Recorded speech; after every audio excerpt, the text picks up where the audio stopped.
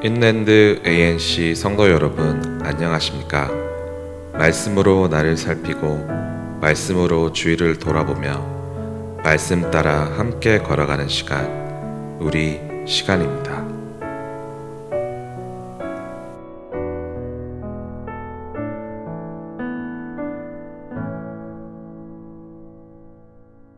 네, 11월 10일 수요일입니다. 기도하고 오늘 주신 또 하나님 말씀 보도록 하겠습니다. 하나님 감사합니다. 오늘도 주님 앞에 나왔습니다. 하나님 말씀 앞에 나오는 시간이 얼마나 감사한지, 이렇게 말씀으로 하루를 시작한다는 것, 우리가 축복인 줄 믿습니다. 하나님, 이번에 욥기를 보면서 또 고난의 의미를 더 깊이 묵상하는 우리들이 되게 하여 주시옵소서. 삶에 이런저런 고난이 많이 있습니다. 욥기를 통해서 이 시기에 주시는 말씀이 큰 뜻이 있는 줄 믿습니다. 오늘도 말씀 안에서 우리 자신을 돌아보며 또 고난의 의미와 목적을 깊이 묵상해보는 그런 시간이 되게 인도하여 주시옵소서. 감사드리며 예수님 이름으로 기도드립니다. 아멘. 말씀 보도록 하겠습니다. 욥기 21장 17절에서 34절입니다. 같이 읽겠습니다. 악인의 등불이 꺼짐과 재앙이 그들에게 닥침과 하나님이 진노하사 그들을 곤고하게 하심이 몇 번인가. 그들이 바람 앞에 건불같이 폭풍에 날려가는 겨같이 되었도다. 하나님은 그의 죄악을 그의 자손들을 위하여 쌓아두시며 그에게 갚으실 것을 알게 하시기를 원하노라. 자기의 멸망을 자기의 눈으로 보게 하며 전능자의 진노를 마시게 할 것이니라. 그의 달수가 다하면 자기 집에 대하여 무슨 관계가 있겠느냐. 그러나 하나님께서는 높은 자들을 심판하시나니 누가 능히 하나님께 지식을 가르치겠느냐. 어떤 사람은 죽도록 기운이 충실하여 안전하며 평안하고 그의 그릇에는 젖이 가득하며 그의 골수는 윤택하고, 어떤 사람은 마음에 고통을 품고 죽음으로 행복을 맛보지 못하는도다. 이 둘이 매 한 가지로 흙 속에 눕고 그들 위에 구더기가 덮이는구나. 내가 너희 생각을 알고 너희가 나를 해하려는 속셈도 아노라. 너희의 말이 귀인의 집에 어디 있으며 악인이 살던 장막이 어디 있느냐 하는구나. 너희가 길 가는 사람들에게 묻지 아니하였느냐. 그들의 증거를 알지 못하느냐. 악인은 재난에 나를 위하여 남겨둔 바 되었고 진노의 나를 향하여 가느니라. 누가 능히 그의 면전에서 그의 길을 알려주며 누가 그의 소행을 보응하랴. 그를 무덤으로 메어가고 사람이 그 무덤을 지키리라. 그는 골짜기 흙덩이를 달게 여기리니 많은 사람들이 그보다 앞서갔으며 모든 사람이 그의 뒤에 줄지었느니라.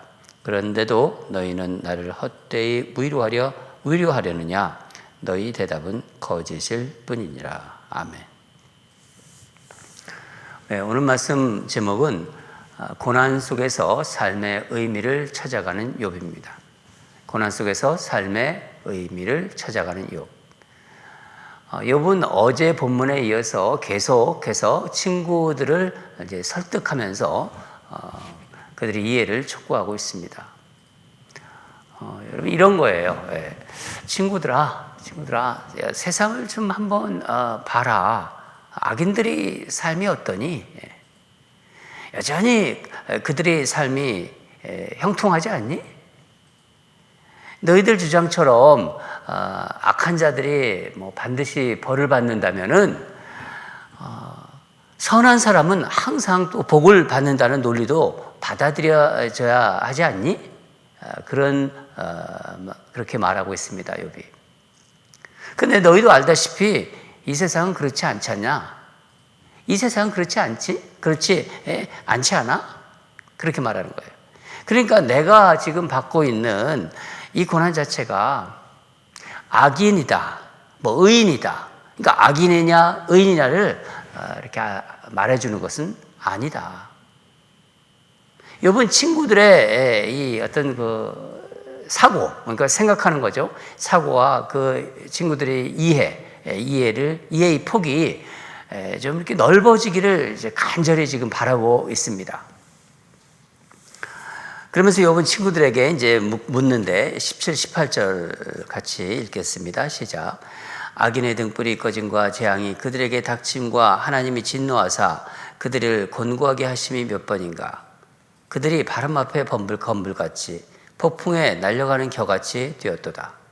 악한 자들이 실패하고 재앙을 겪고 뭐 어떤 벌에 대한 대가를 받는 일 너희들 자주 보니?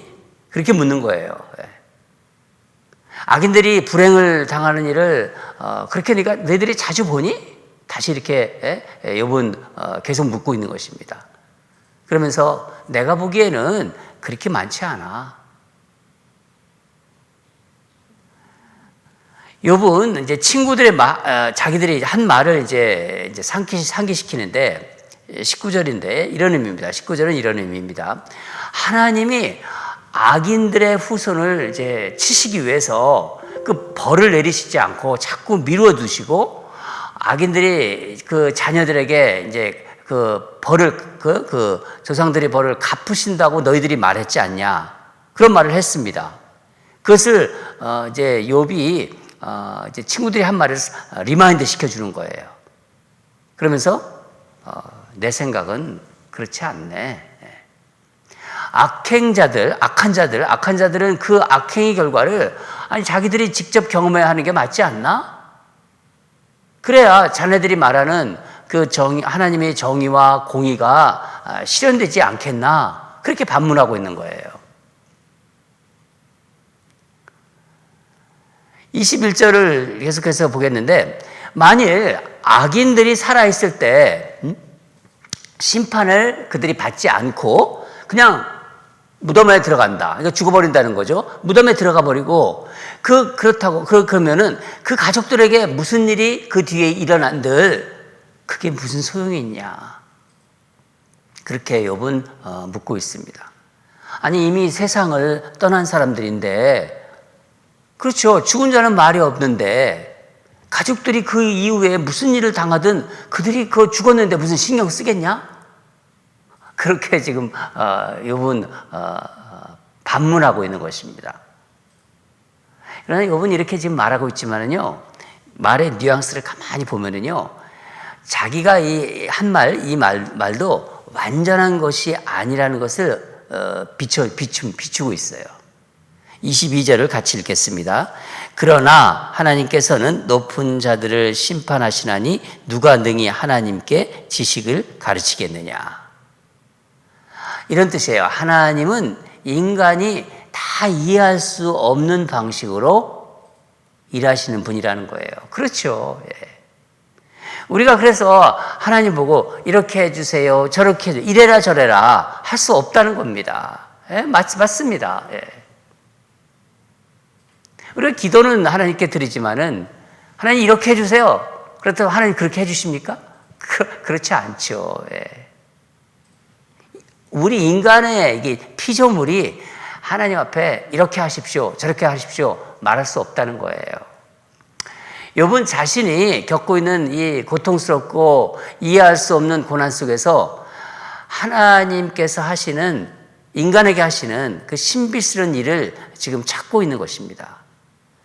23절부터 26절을 한번 자세히 좀 보겠습니다. 23절에서 26절입니다.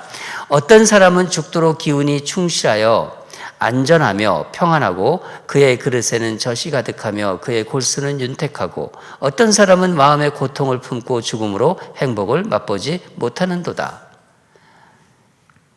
이 둘이 매 한 가지로 흙 속에 눕고 그들 위에 구더기가 덮이는구나. 욥은 우리 인생에서 볼 수 있는 두 사람의 예를 이제 들면서 하나님의 어떤 주권을 이제 설명하고 있습니다. 하나님이 자유로 하시는 그 주권이죠. 한 사람은 세상을 뭐 이렇게 살아가는데 큰 근심과 걱정 없이 그런 대로 편하게 살아가요. 본문을 보면은 몸은 젖으로 차 있고 뼈는 곧으로 차 있다. 윤택한 생활을 한다는 거예요. 그러다가 행복하게 죽음을 맞이하는 사람이 있다. 반면에 또 한 사람이 있는데 평생 고통 속에 살다가 죽음을 맞이하는 사람이 있다. 행복과는, 이 세상에서 행복과는 거리가 먼 사람이라는 거예요. 그런데 욥은 이 두 사람이 악인이다, 의인이다 이렇게 판단하지 않습니다. 왜 한 사람은 고난을 당하고 다른 한 사람은 행복한 삶을 살았는지 그 이유도 말하지 않아요. 우리가 읽은 26절 보면은 묘지에 나란히 누운 두 사람을 어떻게 해요? 벌레들이 분간하지 못한다. 무슨 의미인가요? 두 사람이 전혀 다른 운명이었어요. 이 세상에 살아갈 때는. 근데 똑같이 죽음을 맞이한다는 겁니다. 욥은 고통 속에서 세상에서 일어나는 현실을 보면서 하나님이 일하시는 것을 어렴풋이나 지금 보고 있는 거예요.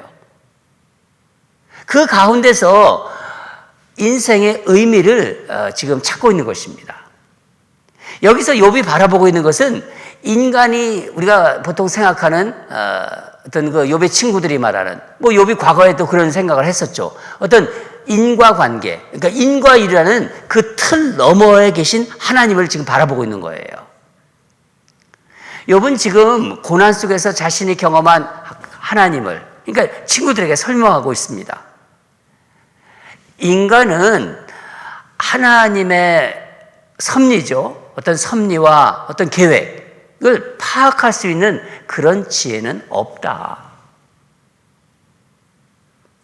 그렇기 때문에 인생에서 이제 사람들이 이제 살아가면서 닥치는 여러 가지 어떤 그 결과, 고난의 결과만을 가지고 이 사람이 악인이다, 이 사람이 의인이다 이렇게 판단하는 것은 어리석은 일이라는 거예요. 욥은 고통 속에서 인간의 그 어떤 실존의 모습을 지금 이렇게 보고 있는 것입니다. 자기가 고통스럽잖아요. 욥은 의롭게 살았다고 생각했어요.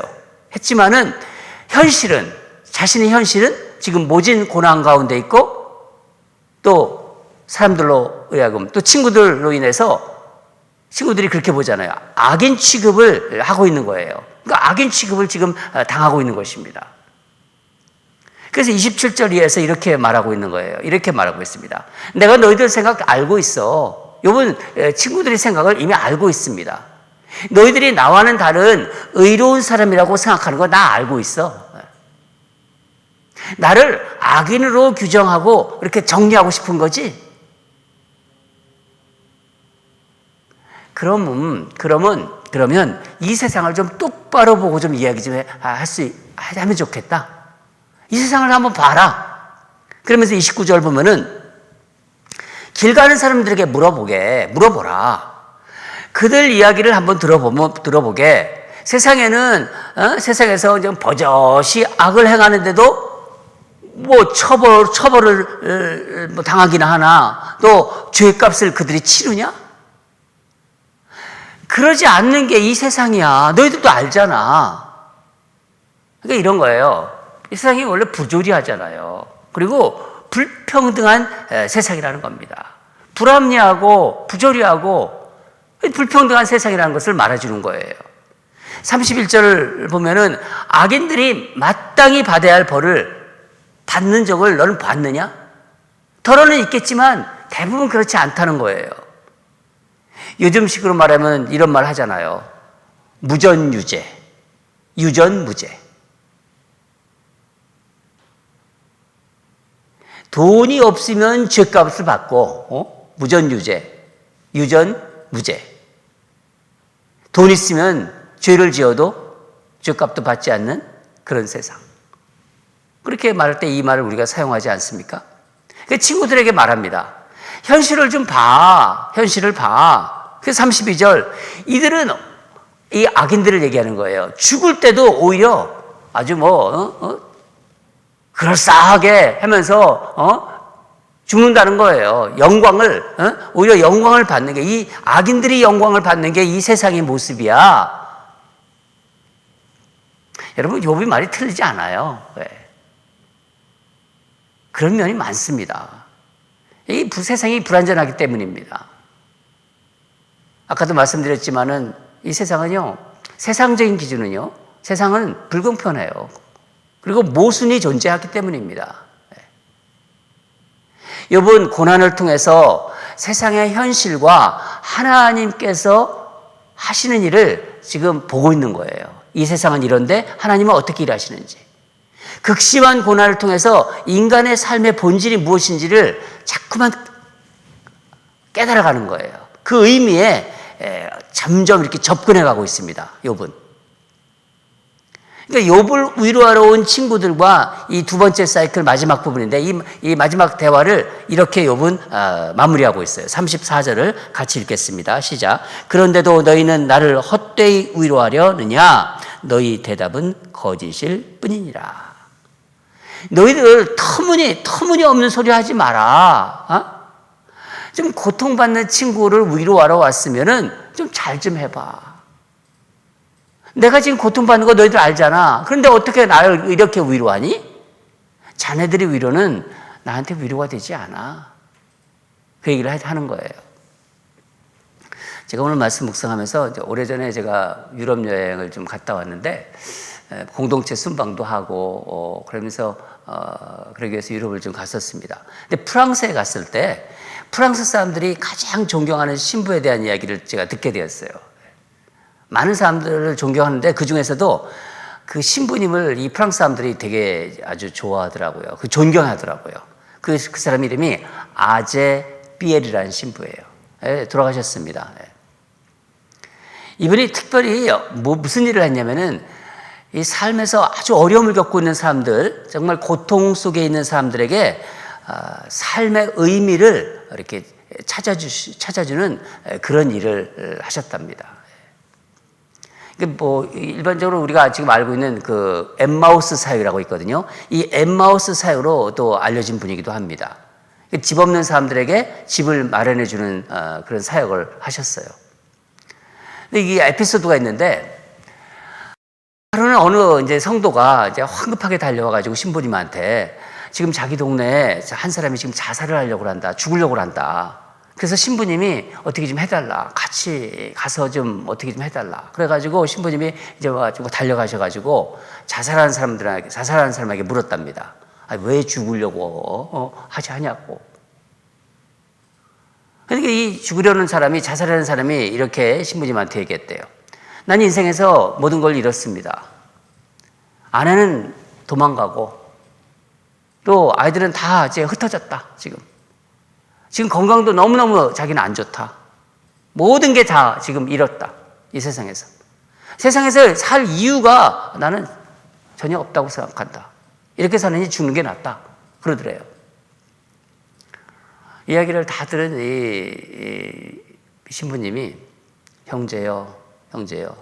듣고 보니까 죽을 수밖에 없는 건 이해가 간다. 죽을 수밖에 없는 건 나 이해가 간다. 그런데 이 기왕 죽기 전에 죽으려고 하니까 죽기 전에 나 좀 도와주고 죽으면 안 되겠냐? 그러대. 나 좀 도와주고. 내가 지금 좀 세상에서 좀 가난하고 힘들게 사는 사람들을 위해서 좀 여러 가지 일을 한다. 또 집을 지어주고 있는데 지금 이렇게 살 자리를 마련해주고 일을 하는데 그 사람들은 죽으려고 하진 않는다. 기왕 너는 죽으려고 했으니까 조금만 그걸 미루고 나 좀 도와줄 수 있지 않냐? 그랬다는 거예요. 근데 참 재미있는 것은 이 자살하려고 했던 사람이 나중에 이제 엠마우스 운동의 그 핵심 인물이 돼요.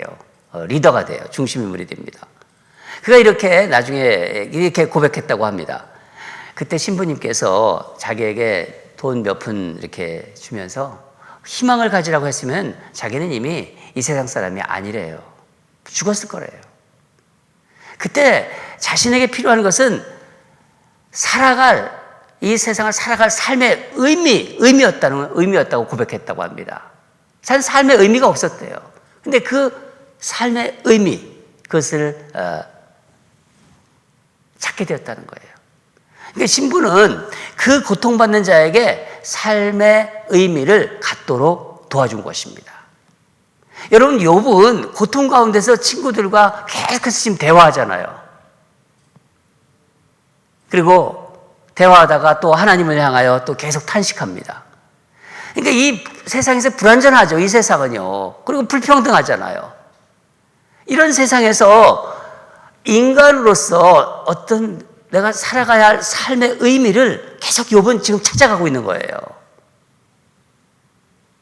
사랑하는 여러분, 특별히 우리 가운데 고통 중에 있는 성도님들, 정말 심한 고난을 겪을 때 고통의 자꾸 이유를 찾으려고 하지 마세요. 고통 중에서, 이미 고통이 시작됐잖아요. 고통 중에서 더 하나님께 가까이 하시려고 노력하시기 바랍니다. 하나님 말씀을 계속 상고하면서 하나님께 가까이 하시기 바랍니다. 그러면 지금 그 고통을 허락하신 하나님 안에서 삶의 의미를 찾게 될 거예요. 살아가는, 내가 왜 살아가야 되는지, 그 어려운 고통, 아픔과 힘듦 중에서도 그 삶의 의미를 찾게 될 것입니다. 찾게 된다는 것입니다. 여러분, 내 삶에 의미가 있을 때, 한순간을 살아도 내 삶에 의미가 있을 때 고난 가운데 그 고통을 견딜 수 있게 되는 것 같아요. 아무리 힘들고 정말 아픔이 있고 고통스럽고 그렇지만요, 내가 이렇게 살아도 내가 의미가 있다. 내 삶의 의미를 여러분 알고 그걸 찾는다면요, 그런 고통을 견딜 수 있는 것 같은 생각이 듭니다. 그래요. 예. 사랑하는 여러분, 오늘도 내가 살아가는 삶의 의미를 찾는 우리들이 되기를 기도합니다. 성령께서 주시는 오늘의 메시지입니다. 우리 사랑하는 성도들에게, 저에게 주시는 오늘의 메시지입니다. 사람은 밥만 먹고 살아가는 게 아니잖아요. 그렇죠? 밥으로 살아가는 게 아니라 삶의 의미로 살아가는 존재이기 때문입니다. 다 같이 기도하겠습니다. 하나님 아버지, 감사합니다. 욥과 친구들이 대화 두 사이클이 이제 끝났습니다. 욥은 점점 삶의 본질적인 의미와 또 이 땅의 삶의 의미에 더 깊게 넓게 들어가고 있습니다. 하나님이 주시는 그 어떤 그 신비의 그 영역으로 들어가고 있습니다. 하나님 아버지, 우리가 이 땅에서 살아갈 때 뜻하지 않은 건강의 어려움, 또 정말 관계의 어려움, 또 사는 데서 어떤 그 금전적인 어려움, 또 여러 가지 자녀들에 대한 어려움이 우리를 힘들게 할 때가 있습니다. 하나님 아버지, 욥과 같은 그런 심한 고난은 아닐지 몰라도 다 고통은 힘든 것입니다. 하나님, 우리가 고통을 만날 때 자꾸 원인을 찾으려고 하지 말고, 이유를 찾으려고 하지 말고, 물론 그런 것이 또 우리에게 도움이 되는 줄은 있습니다. 그러나 정말 고통의 의미와 고통의 그 어떤 그 목적, 그리고 그를 통해서 삶의 의미를 찾아가는 우리 성도들 되게 하여 주시옵소서. 오늘 주신 말씀 감사드리며 예수님 이름으로 기도드립니다. 아멘. 계속해서 기도하겠습니다. 두 가지 기도했으면 좋겠습니다.